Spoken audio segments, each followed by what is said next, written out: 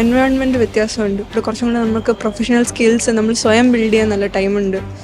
Classes അല്ലാണ്ട് തന്നെ നമ്മൾ തന്നെ കുറേ ബിൽഡ് ചെയ്യണം. 90% of all students get placed in the computer science department. ഇപ്പോൾ internship drives-ഉം placement drives-ഉം വരുമ്പം we have a lot of companies. Oracle was a mass recruiter last year. അതിൻ്റെ ഏറ്റവും ബേസിക് ലെവലോട്ട് ഇതിൻ്റെ എല്ലാം സ്റ്റുഡൻസാണ്. പാഡ് PRC തുടങ്ങി സ്പോൺസേഴ്സിനെ കണ്ടെത്തുന്നതും അതുപോലെ പരിപാടികൾ അറേഞ്ച് ചെയ്യുന്നതും ആർട്ടിസ്റ്റിനെ വിളിക്കുന്നതും പല ഇൻഫോർമൽസ് പോലെയുള്ള പല പരിപാടികൾ നടത്തുന്നതും രാഗത്തിൻ്റെ ഭാഗമായിട്ട്.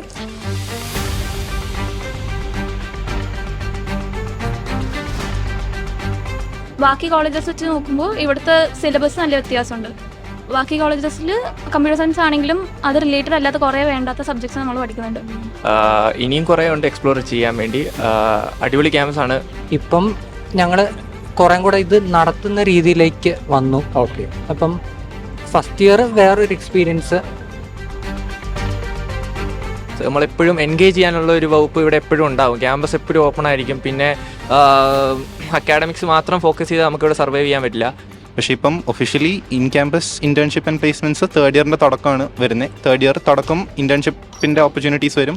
തേർഡ് ഇയറിൻ്റെ എൻഡ് ആകുമ്പോഴുള്ള സമ്മർ ബ്രേക്കിൽ ഇൻറ്റേൺഷിപ്പ് നടക്കാൻ നമ്മൾ എന്തെല്ലാം എലമെൻറ്റ്സ് ഇതിലോട്ട് പോകുന്നുണ്ടെന്ന് നമ്മൾ ആക്ച്വലി നോട്ടീസ് ചെയ്യും. ഓരോന്ന് എത്ര കൊളാബറേഷൻ ആവശ്യമുണ്ട്, എത്ര ആൾക്കാരെ ആയിട്ട് നല്ല രീതിയിൽ ഡീൽ ചെയ്യണം, പിന്നെ ഒരുപാട് റെസ്പോൺസിബിലിറ്റി ഒരുമിച്ച് മാനേജ് ചെയ്യണം.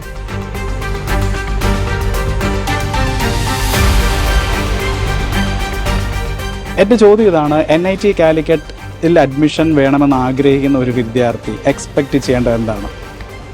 എക്സ്പെക്ട് ചെയ്യേണ്ട ജെയ് ക്രാക്ക് ചെയ്യാൻ പറ്റണം.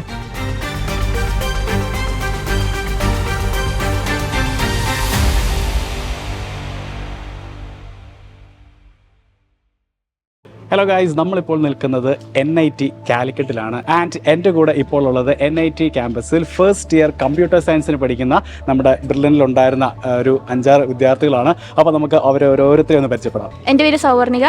ഞാൻ എറണാകുളത്താണ് പഠിച്ച്. അവിടെ അടുത്ത നൈപുണ്യയിൽ ഇൻ്റഗ്രേറ്റഡ് ബാച്ചിലായി. എൻ്റെ പേര് ജിത്തു. ഞാൻ കൊട്ടാരം ക്യാമ്പസ് പാലയിലാണ് പഠിച്ചത്. മെയിൻസ് ബാച്ചായിരുന്നു.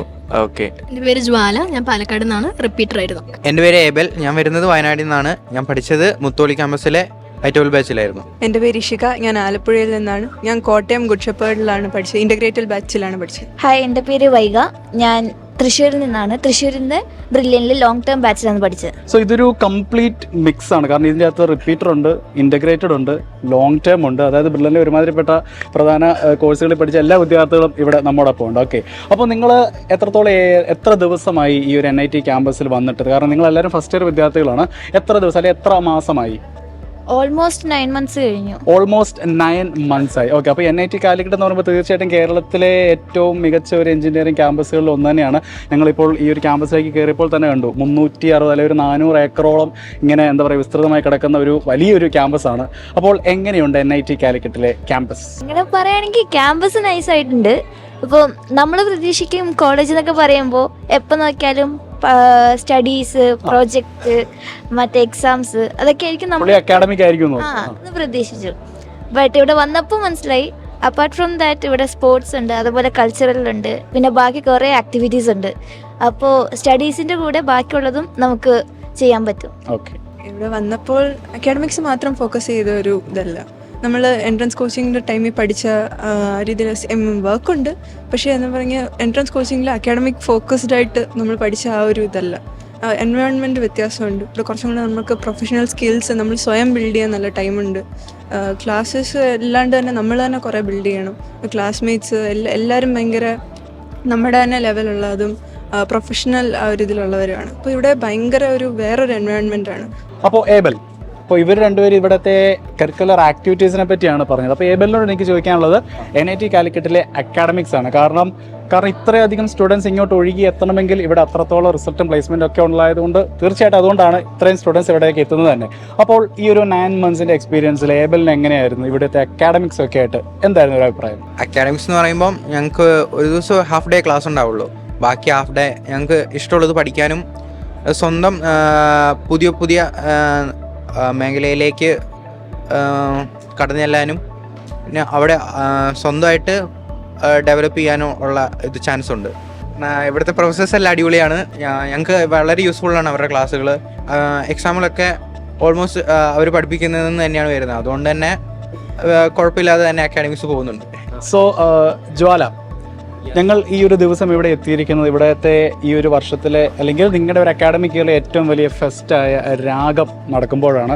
കയറി വരുമ്പോൾ തന്നെ നമ്മൾ കണ്ടു കോളേജെല്ലാം ഭയങ്കരമായിട്ട് അലങ്കരിച്ച് വേറൊരു വൈബിലേക്ക് നിങ്ങൾ മാറ്റിയിരിക്കുകയാണ്. സോ എന്താണ് രാഗം, അല്ലെങ്കിൽ എങ്ങനെയാണ് നിങ്ങൾ രാഗം എന്ന ഒരു ഫെസ്റ്റിനെ കാണുന്നത്? സൗത്ത് ഇന്ത്യയിലെ ബിഗ്ഗസ്റ്റ് കൾച്ചറൽ ഫെസ്റ്റാണ് രാഗം. അപ്പോൾ അതിന് വലിയ ഇമ്പോർട്ടൻസ് ഉണ്ട് ഇവിടെ. എല്ലാം സ്റ്റുഡൻസിനെയാണ്, NIT സീത്ത സ്റ്റുഡൻസിനെയാണ് ഇതെല്ലാം ചെയ്യുന്നത്. അപ്പോൾ അതിൻ്റെ ഏറ്റവും ബേസിക് ലെവലോട്ട് ഇതിൻ്റെ എല്ലാം സ്റ്റുഡൻസാണ് പാഡ് PRC തുടങ്ങി സ്പോൺസേഴ്സിനെ കണ്ടെത്തുന്നതും അതുപോലെ പരിപാടികൾ അറേഞ്ച് ചെയ്യുന്നതും ആർട്ടിസ്റ്റിനെ വിളിക്കുന്നതും പല ഇൻഫോർമൽസ് പോലെയുള്ള പല പരിപാടികൾ നടത്തുന്നതും രാഗത്തിൻ്റെ ഭാഗമായിട്ട് ഈ കോളേജ് ഒന്നടങ്കം ഒരു ഒറ്റ ലക്ഷ്യത്തിന് വേണ്ടി പ്രയത്നിക്കുന്നു. അങ്ങനെ നമ്മൾ ഈ 3 ദിവസത്തെ രാഗം അടിപൊളിയായിട്ട് നടത്തുന്നു. അപ്പോൾ എന്തുകൊണ്ടാണ് കമ്പ്യൂട്ടർ സയൻസ് എന്ന ഒരു ബ്രാഞ്ച് തിരഞ്ഞെടുക്കാൻ കാരണം, അല്ലെങ്കിൽ എങ്ങനെയാണ് NIT കാലിക്കറ്റിലെ കമ്പ്യൂട്ടർ സയൻസ് എന്ന ബ്രാഞ്ച് ഇച്ചിരി സ്പെഷ്യൽ ആകുന്നത്? കമ്പ്യൂട്ടർ സയൻസ് ഈ ഇൻസ്റ്റിറ്റ്യൂട്ടിലെ ഏറ്റവും നല്ല കോഴ്സായതുകൊണ്ട് തന്നെയാണ് തിരഞ്ഞെടുത്തത്. പിന്നെ ബാക്കി കോളേജസ് വെച്ച് നോക്കുമ്പോൾ ഇവിടുത്തെ സിലബസ് നല്ല വ്യത്യാസമുണ്ട്. ബാക്കി കോളേജസിൽ കമ്പ്യൂട്ടർ സയൻസ് ആണെങ്കിലും അത് റിലേറ്റഡ് അല്ലാത്ത കുറേ വേണ്ടാത്ത സബ്ജക്ട്സ് നമ്മൾ പഠിക്കുന്നുണ്ട്. ഇവിടെ കൂടുതൽ കമ്പ്യൂട്ടർ സയൻസ് കോർ സബ്ജക്ട്സ് ആണ് പഠിക്കുന്നത്. അതിലാണ് ഫോക്കസും കൊടുക്കുന്നത്. അതുകൊണ്ടാണ് ഞാൻ ഇത് കോഴ്സ് തിരഞ്ഞെടുത്തത്. അപ്പോൾ Jithu, 400 almost 400 acres of campus, 9 മാസം ഇവിടെ ആവുള്ളൂ പറഞ്ഞു. മൊത്തം എക്സ്പ്ലോർ ചെയ്ത് കഴിഞ്ഞു, അതോ ഇനിയുണ്ടോ എക്സ്പ്ലോർ ചെയ്യാൻ? ഓൾമോസ്റ്റ് എക്സ്പ്ലോർ ചെയ്ത് കഴിഞ്ഞു. ഇനിയും കുറേ ഉണ്ട് എക്സ്പ്ലോർ ചെയ്യാൻ വേണ്ടി. അടിപൊളി ക്യാമ്പസാണ് മൊത്തം. നമുക്കിപ്പോൾ ഒരുപാട് ഇപ്പം പുതിയൊരു സിന്തറ്റിക് ട്രാക്കും കാര്യങ്ങളൊക്കെ വരുന്നുണ്ട് സ്പോർട്സ് റിലേറ്റഡ് ആയിട്ടും. പിന്നെ ഇൻഡോർ ഗെയിംസ് ആണെങ്കിലും ടോട്ടലി അടിപൊളിയാണ്. പുതിയൊരു ബിൽഡിങ് ഇപ്പോൾ നിയറായിട്ട് IT കോംപ്ലക്സിൻ്റെ അടുത്ത് പുതിയൊരു ബിൽഡിങ് വരുന്നുണ്ട്. സോ മൊത്തത്തിൽ അടിപൊളിയാണ്. ക്യാമ്പസ് വൈബ്രൻ്റ് ആണ്. സോ അടിപൊളി തന്നെ. അപ്പോൾ ഫസ്റ്റ് ഇയർ കമ്പ്യൂട്ടർ സയൻസ് വിദ്യാർത്ഥികളിൽ നിന്ന് വീണ്ടും ഒരാളെ കൂടെ നമുക്ക് കിട്ടിയിരിക്കുകയാണ്. താങ്കളുടെ പേരെന്താണ്? എൻ്റെ പേര് മുഹമ്മദ് ഹാനി. ഓക്കെ, എവിടുന്നാണ് വരുന്നത്? ഞാൻ ഇവിടെ അടുത്ത് തന്നെയാണ്, വായക്കാട് എന്നറിയും. കോഴിക്കോട് സ്വദേശി തന്നെയാണ്. ഓക്കെ, അപ്പോൾ താങ്കൾ ബെർലിനിൽ എവിടെ നിന്നാണ് പഠിച്ചത്? ഞാൻ പാലയിലായിരുന്നു, റിപ്പീറ്റ് ഇയർ ഒരു കൊല്ലം. ഓക്കെ, എവിടെയായിരുന്നു, ഏത് ബ്ലോക്ക് ആയിരുന്നു? മെയിൻ ബ്ലോക്കിൽ തന്നെയായിരുന്നു. ഓക്കെ, അപ്പോൾ NIT കാലിക്കറ്റ് തീർച്ചയായിട്ടും ഇവിടെ അഡ്മിഷൻ കിട്ടിയപ്പോൾ ഒരു ഐഡിയ ഉണ്ടായിരുന്നു, ഇവിടെ വന്നപ്പോൾ ആണ് ആ ഒരു എക്സ്പെക്റ്റേഷൻസ് റിയാലിറ്റി ആയത് അല്ലേ? അപ്പോൾ എന്തെങ്കിലും ഒരു വ്യത്യാസം അല്ലെങ്കിൽ എന്ത് ട്രാൻസ്ഫോർമേഷനാണ് താങ്കൾക്ക് തോന്നിയത്? ട്രാൻസ്ഫോർമേഷൻ എന്ന് പറഞ്ഞാൽ എന്തായാലും നല്ല എക്സ്പീരിയൻസ് ആയിരുന്നു. ബ്രില്യൻ്റ് നല്ല ട്രെയിനിങ് ഒക്കെ തന്ന്, അതുകൊണ്ടാണ് NIT കാലിക്കറ്റ് കിട്ടിയത്. ഞാൻ +1 +2 JEE നോക്കില്ലായിരുന്നു. അപ്പോൾ ജസ്റ്റ് റിപ്പീറ്ററിൽ മാത്രമാണ് JEE നോക്കിയത്. അപ്പോൾ എന്തായാലും ഒരു കൊല്ലം നല്ല ട്രൈ ചെയ്തിട്ട് നേരെ ഇവിടെ വന്ന് നല്ല എക്സ്പീരിയൻസ് ആണ്. ഓക്കെ, ഇപ്പോൾ നിങ്ങളുടെ കൂടെ തന്നെയുള്ള ഒരാൾ കുറച്ച് മുമ്പേ പറഞ്ഞു ഒരു കോളേജിലേക്ക് ചെല്ലുമ്പോൾ ഒരുപാട് എക്സ്പെക്റ്റേഷൻസ് ഉണ്ടായിരുന്നു, ലൈക്ക് ഫുള്ളി അക്കാഡമിക് ആയിരിക്കും, മൊത്തം പ്രൊജക്റ്റും അസസ്മെൻറ്റും കാര്യങ്ങളൊക്കെ ആയിരിക്കും എന്നുള്ളത്. പക്ഷേ NIT കാലിക്കറ്റ് ജോയിൻ ചെയ്തപ്പോൾ ആ ഒരു തോട്ട് മൊത്തത്തിൽ മാറി. കാരണം ഇവിടെ അത്രയധികം ആക്ടിവിറ്റീസും കൾച്ചറൽസും എല്ലാം ഭയങ്കരമായിട്ടുണ്ട്. അപ്പോൾ എൻ്റെ ചോദ്യം ഇതാണ്, NIT കാലിക്കറ്റിൽ അഡ്മിഷൻ വേണമെന്ന് ആഗ്രഹിക്കുന്ന ഒരാൾ എന്താണ് എക്സ്പെക്റ്റ് ചെയ്യേണ്ടത്? First of all JEE crack ചെയ്യാൻ പറ്റണം. അതാണ് ആദ്യത്തെ കാര്യം. രണ്ടാമത്തെ കേസ് എന്ന് പറയുമ്പോൾ നമുക്ക് അക്കാഡമിക്സിനേക്കാൾ ഉപരി നമുക്ക് ഒത്തിരി കാര്യങ്ങൾ എൻഗേജ് ചെയ്യും. നമ്മൾ ഒരിക്കലും തന്നെയാവുന്നില്ല, നമ്മളെപ്പോഴും എൻഗേജ് ചെയ്യാനുള്ള ഒരു വകുപ്പ് ഇവിടെ എപ്പോഴും ഉണ്ടാവും. ക്യാമ്പസ് എപ്പോഴും ഓപ്പൺ ആയിരിക്കും. പിന്നെ അക്കാഡമിക്സ് മാത്രം ഫോക്കസ് ചെയ്ത് നമുക്കിവിടെ സർവൈവ് ചെയ്യാൻ പറ്റില്ല. സോ നമുക്ക് ആക്ടിവിറ്റി പോയിൻറ്റ്സും കാര്യങ്ങളൊക്കെ വേണം. സോ അതിൻ്റെ ഉദ്ദേശം എന്നൊക്കെ പറയുന്നത് നമ്മൾ കൂടുതലും ലൈക്ക് കോ കരിക്കുലർ ആയിട്ടുള്ള ആക്ടിവിറ്റീസ്, സ്പോർട്സ്, ഇങ്ങനെയുള്ള കാര്യങ്ങളിലൊക്കെ പാർട്ടിസിപ്പേറ്റ് ചെയ്യാനും. സോ അതൊക്കെയെന്ന് പറയുമ്പോൾ ഈ ക്യാമ്പസിനെ ഒത്തിരി മറ്റ് ക്യാമ്പസിൽ നിന്ന് ഒത്തിരി വേർതിരിക്കുന്നുണ്ട്. സോ ഇതൊക്കെ വെച്ച് നോക്കുമ്പോൾ ഒബ്വിയസ്ലി ലൈക്ക് ഇതൊരു അടിപൊളി ക്യാമ്പസ് തന്നെയാണ് പറഞ്ഞു വരുമ്പോൾ. അതെ, അപ്പോൾ NIT കാലിക്കറ്റിലെ ഫസ്റ്റ് ഇയർ വിദ്യാർത്ഥികളെ നമ്മൾ പരിചയപ്പെട്ടു. തീർച്ചയായിട്ടും ഇവരെക്കാളും കുറച്ചുകൂടെ ഇവിടുത്തെ ക്യാമ്പസിലൊക്കെ വന്നിരുന്ന് പഠിച്ചൊക്കെ ഉള്ളൊരു പരിചയം കൂടുതൽ എന്തുകൊണ്ട് ഇവരുടെ സീനിയേഴ്സിനായിരിക്കും. അപ്പോൾ അതേ ഡിപ്പാർട്ട്മെൻറ്റിൽ നിന്ന്, അതായത് കമ്പ്യൂട്ടർ സയൻസ് ഡിപ്പാർട്ട്മെൻറ്റിൽ നിന്ന് നമുക്ക് കുറച്ച് സീനിയർ വിദ്യാർത്ഥികളും കൂടെ ഇവിടെ കിട്ടിയിട്ടുണ്ട്. നമുക്ക് അവരെയും കൂടെ ഒന്ന് ഓരോരുത്തരായി പരിചയപ്പെടാം. എൻ്റെ പേര് ഏലിയാസ്. ഞാനിവിടെ second year computer science student ആണ്. I am coming from Ernakulam. ഞാൻ പിന്നെ ബ്രില്യൻറ്റിലെ പാലാ ക്യാമ്പസിൽ റിപ്പീറ്റർ ആയിരുന്നു. ഞാൻ ലിബർട്ടി ഹോസ്റ്റലിലാണ് പഠിച്ചത്. I10 ബാച്ച് ആയിരുന്നു. ഞാൻ റജ ഫൈറൂസ്, കോഴിക്കോട് നിന്ന്. ഞാൻ ബ്രില്ലിൻ്റെ റെസിഡൻഷ്യൽ പ്രോഗ്രാമിലായിരുന്നു, മാന്നാനം ബാച്ച്. എൻ്റെ പേര് ജെഫിൻ, വീട് കോട്ടയമാണ്. ബ്രില്യൻ റിപ്പീറ്റർ പ്രോഗ്രാം പങ്കെടുത്തിരുന്നു. ഇപ്പോൾ സെക്കൻഡ് ഇയർ ആണ്. എൻ്റെ പേര് ആൽവിൻ, ഞാൻ കണ്ണൂരിൽ നിന്നാണ്. ഞാൻ I10 ബാച്ചായിരുന്നു ബ്രില്യൻറ്റിലെ. എൻ്റെ പേര് നിലവ്, ഞാൻ ട്രിവാൻഡ്രത്തു നിന്നാണ്. ഞാൻ ബ്രില്യൻറ്റിലെ റിപ്പീറ്റേഴ്സ് ബാച്ച് സ്റ്റുഡൻ്റ് ആയിരുന്നു. അപ്പോൾ ഏകദേശം ഒരു 2 വർഷത്തോളം നമ്മൾ ഇവിടെ ക്യാമ്പസിൽ, അതായത് NIT കാലിക്കറ്റിൻ്റെ ക്യാമ്പസിലുണ്ടല്ലേ.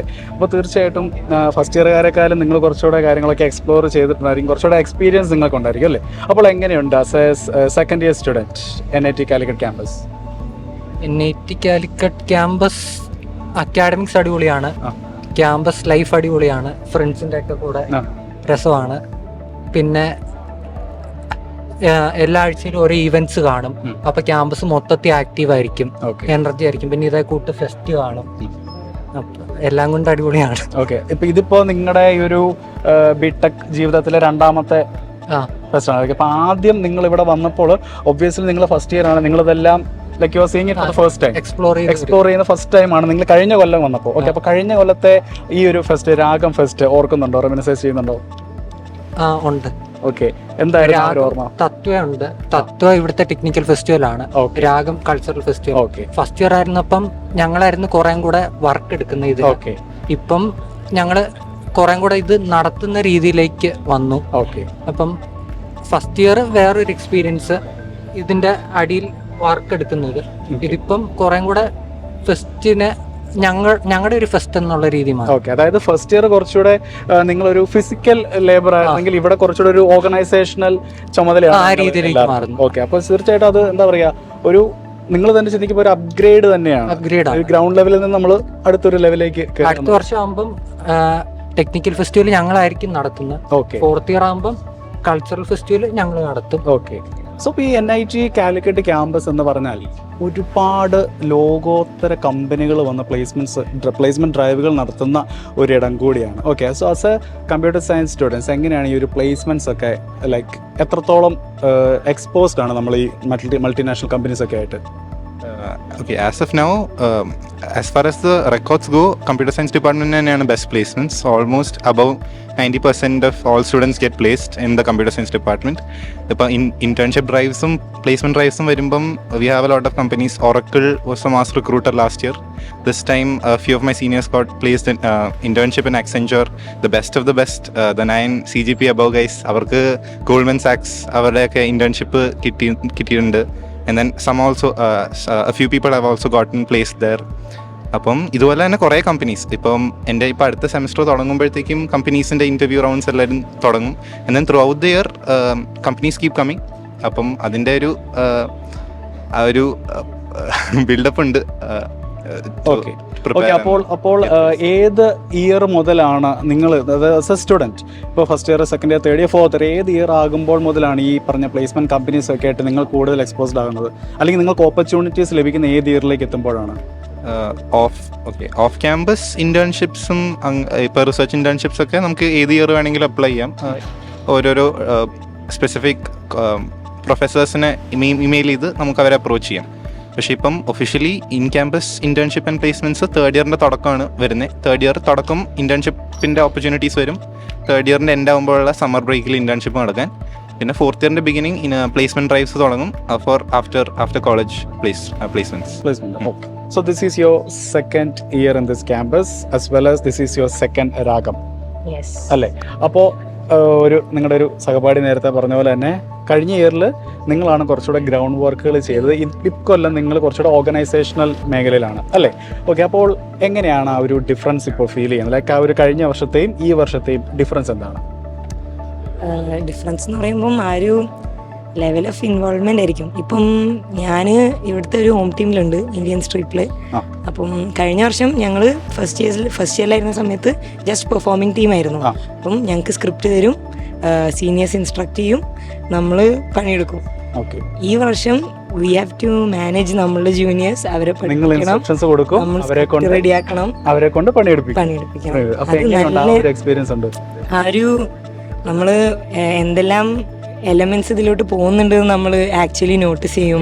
ഓരോന്ന് എത്ര കൊളാബറേഷൻ ആവശ്യമുണ്ട്, എത്ര ആൾക്കാരെ ആയിട്ട് നല്ല രീതിയിൽ ഡീൽ ചെയ്യണം, പിന്നെ ഒരുപാട് റെസ്പോൺസിബിലിറ്റി ഒരുമിച്ച് മാനേജ് ചെയ്യണം. പണ്ട് പെർഫോം ചെയ്യുന്ന സമയത്ത് പ്രാക്ടീസിന് പോകാൻ വരിക, ഇപ്പം അത് മാത്രമല്ല അതിൻ്റെ ഒരു മെൻ്റൽ ഓവർ ഹെഡും ഉണ്ടാവും, അതൊക്കെ മാനേജ് ചെയ്യണം. ആ ഒരു ട്രാൻസിഷൻ ഭയങ്കര നമ്മൾ റിയലൈസ് ചെയ്യും ഓരോ ഫെസ്റ്റിലോട്ടും ഒരു ഇവന്റ് നടത്തുന്നതിലോട്ടും എത്ര ഓർഗനൈസേഷണൽ എഫേർട്ട് പോകുന്നുണ്ടെന്ന്. ഓക്കെ, അപ്പോൾ ശരിക്കും പറഞ്ഞാൽ വലിയൊരു ചേഞ്ച് തന്നെയാണ്. കാരണം നമ്മുടെ ജീവിതത്തിൽ തന്നെ നമ്മൾ കുറച്ചുകൂടെ റെസ്പോൺസിബിൾ ആവുക, അല്ലെങ്കിൽ റെസ്പോൺസിബിലിറ്റീസ് നമുക്ക് വഹിക്കേണ്ടി വരുവാണ്. ഇത്ര നാൾ നമുക്ക് ഇങ്ങനത്തെ ഒരു ഓർഗനൈസേഷൻ മീൻസ് ആ ഒരു ഓർഗനൈസേഷൻ കമ്മിറ്റിയുടെ ഭാഗമൊന്നും നമ്മൾ ഇന്നവരെ ആയിട്ടുണ്ടായിരിക്കത്തില്ല. സ്കൂളൊക്കെ ആണെങ്കിലും ക്ലബ്ബുകൾ ഉണ്ടായിരുന്നായിരിക്കും, പക്ഷെ ഇത്ര ഗ്രാൻഡ് ആയിട്ട് തീർച്ചയായിട്ടും നമുക്ക് കാണത്തില്ല. So as an individual NIT കാലിക്കറ്റിൽ വരുന്നതിന് മുമ്പുള്ള താങ്കളും ഇപ്പോൾ ഈ സെക്കൻഡ് ഇയർ വിദ്യാർത്ഥിയായിട്ടിരിക്കുമ്പോഴുള്ള താങ്കളും, what are the major differences? അത് ശരിക്കും നമ്മൾ ഫീൽ ചെയ്യും. കാരണം നമ്മൾ ഒരിക്കലും ഇത്രയും ഹാൻഡ്സ് ഓൺ ആയിട്ട് ഒരിക്കലും ഒന്നും ഓർഗനൈസ് ചെയ്യാനോ അറ്റംപ്റ്റ് ചെയ്യാറില്ല. ഇപ്പം ഇവിടെ വന്നതിന് ശേഷം ഇവൻസിലൊക്കെ പാർട്ടിസിപ്പേറ്റ് ചെയ്യുക, പെർഫോം ചെയ്യുക, ഓക്കെ അതൊക്കെ ചെയ്തിട്ടുണ്ട്. പക്ഷെ ഇവിടെ വന്നേരെ നമ്മൾ എത്ര റെസ്പോൺസിബിലിറ്റീസ് ഒരുമിച്ച് ജഗിൾ ചെയ്യണം. അക്കാഡമിക്സ് വെറുതെ ഇരുന്ന് പഠിച്ചാൽ മാത്രം പോരാ. ഇപ്പം അക്കാഡമിക്സ് ബാലൻസ് ചെയ്യണം, സോഷ്യൽ ലൈഫ് ബാലൻസ് ചെയ്യണം. നമുക്ക് ഈ ഇങ്ങനത്തെ ഹോം ടീംസ് അല്ലെങ്കിൽ ഫെസ്റ്റിൻ്റെ കമ്മിറ്റീസിനോടുള്ള നമ്മളുടെ റെസ്പോൺസിബിലിറ്റീസ് മാനേജ് ചെയ്യണം. അത് എല്ലാം ഈക്വലി നടത്തിക്കൊണ്ടുപോകും വേണം. അങ്ങനെ ഓൾസോ നമ്മൾ കുറച്ചുകൂടി ആൻസറബിൾ ടു പീപ്പിൾ. കുറേ ആൾക്കാർ നമ്മളുടെ വർക്കിനെ ഡിപ്പെൻഡ് ചെയ്യുന്നുണ്ട്. ഒരുപാട് ഷെഡ്യൂൾസൊക്കെ ഉണ്ടാകുമ്പം നമ്മൾ ആ രീതിയിൽ നമ്മളുടെ വർക്ക് മാനേജ് ചെയ്തില്ലെങ്കിൽ അതിന് പ്രോബ്ലംസ് ഉണ്ടാവും. അതൊക്കെ നമ്മൾ ഒരുപാട് റിയലൈസ് ചെയ്യും. ടൈം മാനേജ്മെൻറ്റ്, അക്കൗണ്ടബിലിറ്റി, ഇതൊക്കെ ഒരുപാട് പഠിക്കും. ആ ഒരു ഡിഫറൻസ് ഭയങ്കര അന്നത്തെ ഞാനും ഇന്നത്തെ ഞാനും നല്ല ഡിഫറെൻ്റ് ആണ്. അപ്പോൾ ഇവിടെ നിങ്ങളുടെ ഫസ്റ്റ് ഇയേഴ്സിനോട് ചോദിച്ചപ്പോഴും താങ്കളുടെ കൂടെ ഉള്ളവരോട് ചോദിച്ചപ്പോഴും പറഞ്ഞ ഒരു കാര്യമാണ്, ഇവിടെ ജസ്റ്റ് അക്കാഡമിക്സ് മാത്രമല്ല, ഒരുപാട് ആക്ടിവിറ്റീസ് ഉണ്ട് എന്നുള്ളത്. അപ്പോൾ എന്തെല്ലാം ആക്ടിവിറ്റീസ് ആണ് ഇവിടെ, അല്ലെങ്കിൽ താങ്കൾ എന്തെല്ലാം ആക്ടിവിറ്റീസിലൊക്കെയാണ് ഇതുവരെ പാർട്ടിസിപ്പേറ്റ് ചെയ്തിട്ടുള്ളത്? എങ്ങനെ ഉണ്ടായിരുന്നു അതിൻ്റെ എക്സ്പീരിയൻസ് ഒക്കെ? ഇവൻ പറഞ്ഞ പോലെ കുറേ ഓൾമോസ്റ്റ് എല്ലാ വീക്കെൻഡും ഓരോരോ ക്ലബ് അല്ലെങ്കിൽ ഇങ്ങനെ ഓർഗനൈസേഷൻ നടത്തുന്ന, അസോസിയേഷൻ നടത്തുന്ന എന്തെങ്കിലുമൊക്കെ ഇവൻ്റ് ഉണ്ടാവും. അങ്ങനെ കുറേ എക്സ്ട്രാ കരിക്കുലർ ആക്ടിവിറ്റീസ് ഉണ്ടാവും. പിന്നെ സ്റ്റുഡൻസ് ആണെങ്കിലും കുറേ ഓർഗനൈസ് ചെയ്യും. ഇപ്പം എക്സ്ട്രാ കരിക്കുലർ പറഞ്ഞപ്പോൾ ഫുട്ബോൾ ആണെങ്കിലും ഇങ്ങനെ കുറേ അങ്ങനെ ഈവൻറ്റ്സ്, ടൂർണമെൻറ്റ്സ് അങ്ങനെയൊക്കെ നടത്തുന്നുണ്ട്. പിന്നെ എക്സ്ട്രാ കരിക്കുലർ പോലെ ഇങ്ങനെ ഹാക്കത്തോൺസ് അങ്ങനത്തെ ഒക്കെ കുറേ വരാറുണ്ട്. ഹാക്കത്തോൺസ് അതെന്താണ്? കാരണം നമുക്ക് കേൾക്കുന്നവർക്ക് വേണ്ടി. ഹാക്കത്തോൺസ് എന്ന് പറഞ്ഞാൽ ഒരു പ്രോബ്ലത്തിന് ഒരു സൊല്യൂഷൻ കണ്ടുപിടിക്കുക എന്ന നിലയിൽ അങ്ങനെ ഒരു ഒരു പ്രോബ്ലത്തിന്റെ അങ്ങനെ ഒരു പ്രോബ്ലത്തിന്റെ സൊല്യൂഷൻ കണ്ടുപിടിക്കുന്ന ഹാക്ക് ചെയ്യാന്ന് പറയുന്ന പോലെ ഒരു മിസ്റ്ററി സോൾവ് ചെയ്യുക, അങ്ങനെ വല്ലതാണോ? അല്ല എനിക്ക് കറക്റ്റ് ലിറ്ററൽ ഡെഫിനിഷൻ അറിഞ്ഞൂടാ. ഓൾമോസ്റ്റ് എല്ലാ ഹാക്കത്തോൺ എന്ന് പറഞ്ഞാൽ എങ്ങനെയാന്ന് പറഞ്ഞാൽ നമ്മളൊരു ഇവന്റിന് പോവും, അവർ കുറെ ഇങ്ങനെ പ്രോബ്ലം സ്റ്റേറ്റ്മെന്റ്സ് തരും. അതിനൊരു ഓരോ പ്രോബ്ലം സ്റ്റേറ്റ്മെന്റിലും ഒരു സൊല്യൂഷൻ കണ്ടുപിടിക്കുക, അങ്ങനെയാണ് ഉദ്ദേശിക്കുന്നത്. ഇങ്ങനെ ഇതായതുകൊണ്ട് എന്താണ്, ഇൻഡിവിജ്വൽ ആണോ അതോ ടീം വർക്ക് ആണോ, എന്താണ് അത്? ഡിപ്പെൻസ്.